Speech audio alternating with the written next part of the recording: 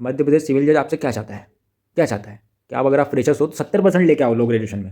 भाई साहब 70% किसी भी प्रोफेशनल ग्रेजुएशन में इतनी आसानी से नहीं बनते हैं। अरे हमारे यहाँ तो कॉलेज का जो गोल्ड मेडलिस्ट था वही 65% पे था और 67% पे तो यूनिवर्सिटी गोल्ड मेडलिस्ट हो गया था एलएलबी में। इतनी आसानी से थोड़ी बनते 70%।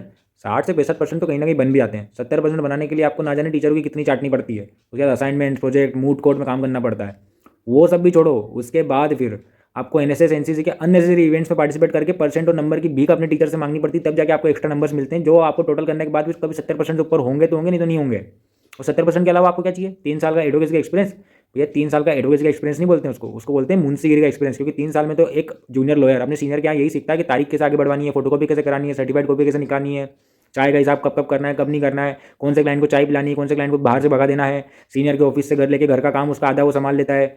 ये सब चीज़ें सीखने को ही जो 3 साल का एक्सपीरियंस आप कह रहे हो ना, यही सब चीज़ें सीखता है आदमी 3 साल की मुंशीगिरी में। कि सिर्फ 3 साल के एक्सपीरियंस देखने के बाद से तो आपको ये नहीं पता पड़ेगा ना कि कौन व्यक्ति कितने आर्ग्यूमेंट्स में अपेयर हुआ है, कितने एग्जामिनेशन क्रॉस एग्जामिनेशन में करे, कितने पिटिशन उसने खुद ने ड्राफ्ट करी है, कितना कुछ उसने लॉ को अप्लाई करा है अपने केसेस में, वो कैसे पता लगाओगे?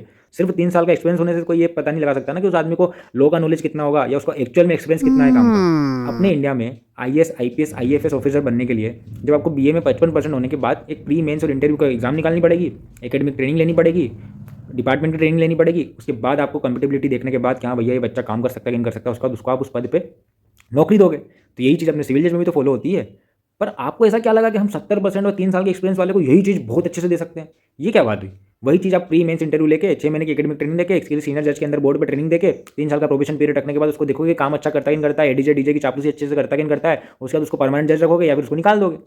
तो ये तो आप नॉर्मली भी करते ही हो। उसमें 70% या फिर 3 साल का एक्सपीरियंस देख के आपको ऐसा क्या ही लग जाएगा उस एस्पिरेंट में कि नहीं भैया ये तो कुछ सोने से निकल के आया है, ये हीरे की खदान से निकला है, ये जो होगा, ये जो जज बनेगा भाई साहब इसको इतिहास याद रखेगी। जो जुडिशरी की तैयारी करते हैं वो सिर्फ लो ग्रेजुएशन या पढ़ाई मस्ती मजाक कोर्ट प्रैक्टिस इन सबको ही ध्यान नहीं देते हैं। वो लोग अपना लो ग्रेजुएशन कंप्लीट होने के पहले ही लास्ट ईयर में या सेकंड लास्ट ईयर में 1.5 2 लाख रुपए खर्च करके बड़ी बड़ी कोचिंग लगाते हैं, मॉक टेस्ट देते हैं, प्री की का कोचिंग अलग, जजमेंट राइटिंग अलग, मेंस की अलग, ट्रांसलेशन की अलग, इतनी सब कुछ कोचिंग करने के बाद वो 2 3 3 अटेम्प्ट देते हैं, अलग अलग स्टेट्स के अटेम्प्ट देते हैं। फाइनेंशियली मेंटली फिजिकली जब वो पूरी तरीके से त्रस्त हो जाते हैं ना, तब जाके कहीं किसी बच्चे की सिविल जज की एग्जाम निकलती है। और आपको लगता है कि नहीं हम तो 3 साल का एक्सपीरियंस देख लेंगे, 70% देख लेंगे, फिर उसके बाद ये डिसाइड करेंगे तुम एग्जाम दे सकते हो नहीं दे सकते हो। तो आपको लग रहा है कि पिछले 2 3 साल से जो इतना कॉम्पिटिशन बढ़ता आ रहा है या जितना इतना कट ऑफ बढ़ता आ रहा है उसको कैसे भी करके हमको कम करना है। तो बस ऐसा कर दो कि ज़्यादा से ज़्यादा बच्चे एग्जाम में अपेयर ही ना हो पाए। अपेयर ही नहीं हो पाएंगे, ज़्यादा अच्छे लोग अपेयर नहीं हो पाएंगे, तैयारी करने वाले बच्चे अपेयर नहीं हो पाएंगे, तो कट ऑफ अपने आप हो जाएगा, कॉम्पिटिशन अपने आप कम हो जाएगा। तो ये सब करने से मतलब क्या, सीधा कह दो ना कि भैया हमको करानी नहीं है भर्ती। जिस तरीके से हाई कोर्ट में सुप्रीम कोर्ट में नेपोटिज्म के आधार पर या नेतागिरी में जिसकी अच्छी पकड़ होती है उसके आधार पर जज बना देते हैं, वैसे हम लोअर जुडिशरी में भी बना देंगे, सारी टेंशन ही खत्म हो जाएगी। हम लोग भी हमारे क्यों फोकट सेकंड लास्ट ईयर से सब कुछ तैयारी करने में लग जाते हैं, तो सब कुछ पैसा जोड़ने में लग जाते हैं।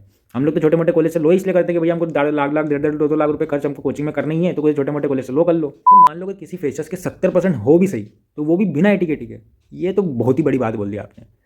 क्योंकि 5 साल का ग्रेजुएशन, 10 सेमेस्टर की एग्ज़ाम, एक सेमेस्टर में कम से कम 5 सब्जेक्ट, यानी कि 50 से ज़्यादा सब्जेक्ट की आप एग्ज़ाम दे रहे हो। उसमें 5 साल में हो सकता है कभी ना कभी एग्ज़ाम के बीच में आपकी फैमिली में किसी की डेथ हो गई हो, आपके साथ कोई दुर्घटना घट गई हो, या आप ही बहुत ज़्यादा बीमार हो गए हो, या फिर एग्ज़ाम टाइम पे नहीं देने पहुंच पाए हो, या कुछ भी आपकी गलत कॉपी चेक हो गई हो, या यूनिवर्सिटी की कोई गलती की वजह से आपको नंबर अच्छे नहीं मिले हो, कुछ भी कारण से आपको कभी ना कभी एक भी सब्जेक्ट में अगर गलती से भी एटीकेटी आई होगी तो फिर आप तो गए। आपको भी पूरे 3 साल का वेट करना पड़ेगा कि आपका मुंशीगिरी का एक्सपीरियंस कंप्लीट हो जाए। उसके बाद आप भैया अपने आप को इस काबिल समझोगे, उस हीरे की खदान से निकला हुआ हीरा समझोगे कि आप जुडिशरी की एग्जाम दे पाओ। ये तो जबरनी मजे ले रहे हो भाई साहब। बहुत सीधी सी बात है, हमारे देश में कॉम्पिटिटिव एग्जाम कोई आज से नहीं ली जा रही है। एक प्रोसेस है, pre mains interview, 3 tier exam होती है, ट्रेनिंग्स होती है, उसके बाद ही कोई व्यक्ति को इतना काबिल समझा जाता है कि वो उस पद को ग्रहण कर सके या नहीं कर सके। यही चीज़ जुडिशरी में भी अप्लाई होती है।